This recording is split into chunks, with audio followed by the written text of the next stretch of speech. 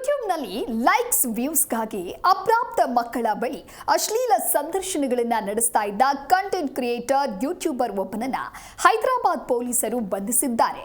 Viral hub ಎಂಬ YouTube ನಡೆಸ್ತಾ ಇರುವ ಕಾಂಬೇಟಿ ಸತ್ಯಮೂರ್ತಿಯನ್ನ ಹೈದರಾಬಾದ್ ಸೈಬರ್ ಕ್ರೈಮ್ ಪೊಲೀಸರು ವಶಕ್ಕೆ ಪಡೆದಿದ್ದಾರೆ.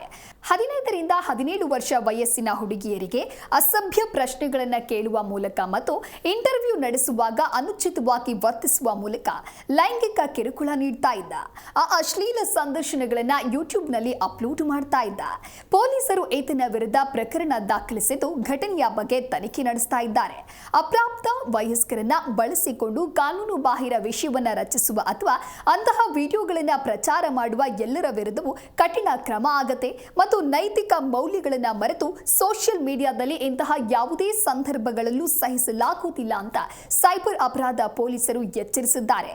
ಈ ಆರೋಪಿಯು ಒಂದು ವಿಡಿಯೋದಲ್ಲಿ ಇಬ್ಬರು ಅಪ್ರಾಪ್ತ ಮಕ್ಕಳನ್ನ ಪರಸ್ಪರ ಚುಂಬಿಸುವಂತೆ ಪ್ರೇರೇಪಿಸಿದ್ದಾನೆ.